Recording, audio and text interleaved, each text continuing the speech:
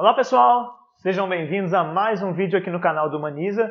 Eu sou Rodrigo Badaró e estou aqui hoje para a gente conversar um pouquinho sobre mais uma revolta dessas emancipacionistas na história do Brasil. É a Revolução Pernambucana, que aconteceu em 1817. Mas antes de falar dela, quero pedir para você já deixar aquele joinha no vídeo, seguir o canal para ficar por dentro de todas as novidades, beleza?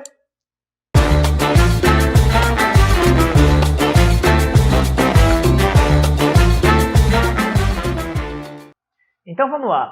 Nós temos que falar da Revolução Pernambucana, que acontece em 1817, Pernambuco, Brasil, uma daquelas revoltas emancipacionistas. O que é importante a gente lembrar de cara? Pernambuco é um verdadeiro caldeirão. Ao longo de toda essa história, teve muita revolta em Pernambuco.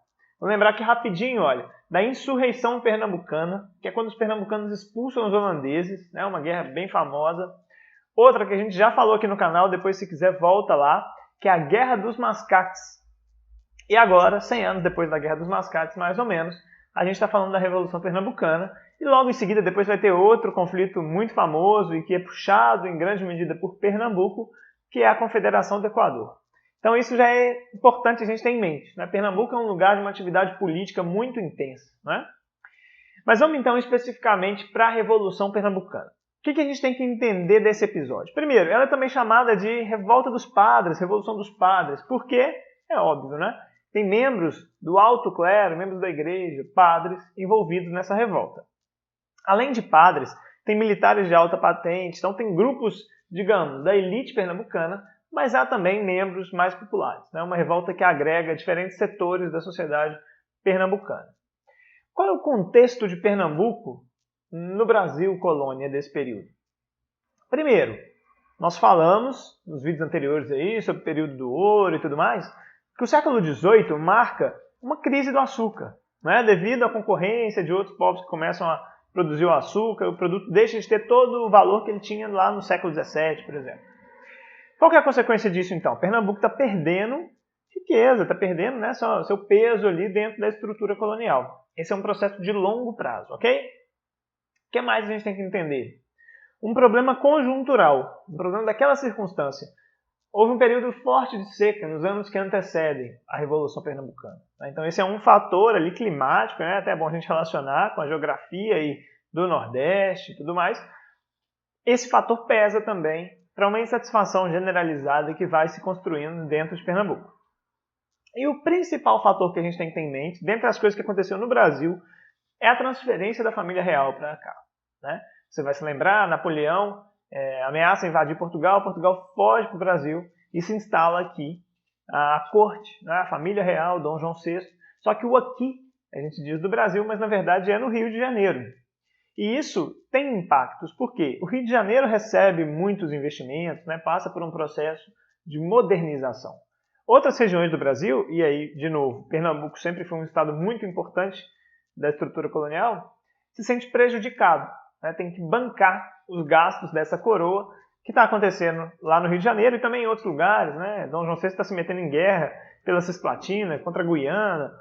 Então, tem um peso muito grande para Pernambuco ter que manter essa coroa com todos os seus gastos ali que estão envolvidos no Rio de Janeiro.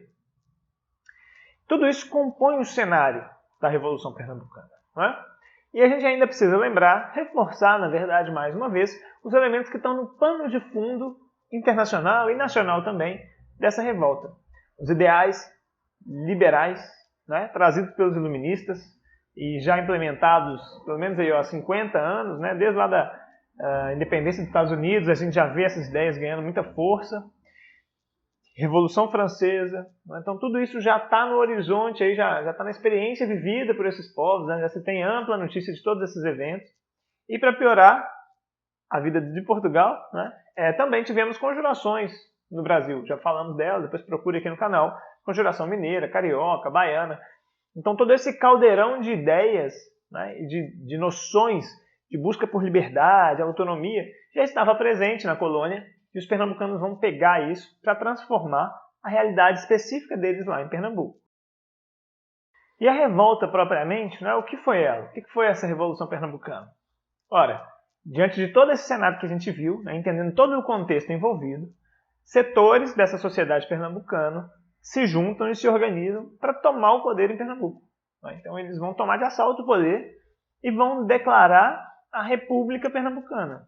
Quer dizer, vão fazer de Pernambuco uma nação autônoma, independente do Brasil, independente de Portugal.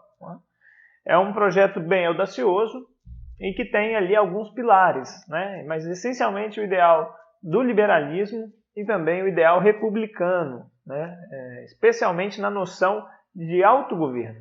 Esse é um ideal muito forte que vai mover boa parte desses conjurados, desses rebeldes na colônia brasileira. É a ideia de que eles não devem aceitar como um fato de que eles são colônia de uma outra nação. Mas ali, de novo, não há um projeto de país, de nação, como o Brasil. É um projeto de insurreição, de revolução e independência, especificamente de Pernambuco. Dentre os elementos que esses revoltosos vão propor para essa nova sociedade ali que vai se organizar, essa nova nação, estão muito fortes o ideal de igualdade perante a lei, um ideal liberal.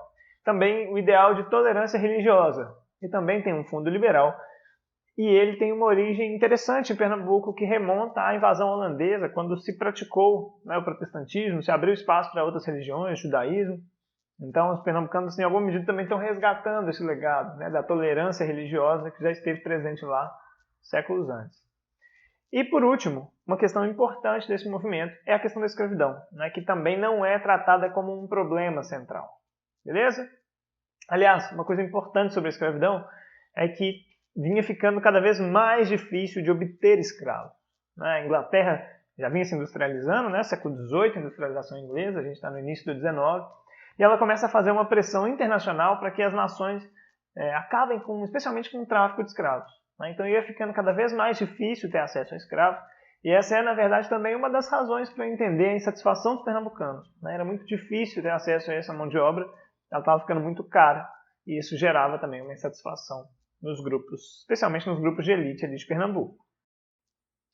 O desfecho dessa revolta é como quase todas as outras, uma grande violência sobre todos aqueles que se rebelaram. Essa violência, no entanto, vai dando mostras de que ela vai chegar ao seu limite. Nós estamos aí há poucos anos da independência do Brasil.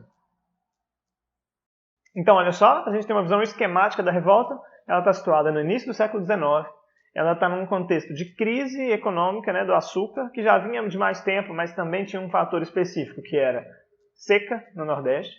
A gente tem elementos da estrutura colonial ali que agravam essa crise, como a transferência da família real, os gastos excessivos no Rio de Janeiro, que tem como consequência impostos para Pernambuco.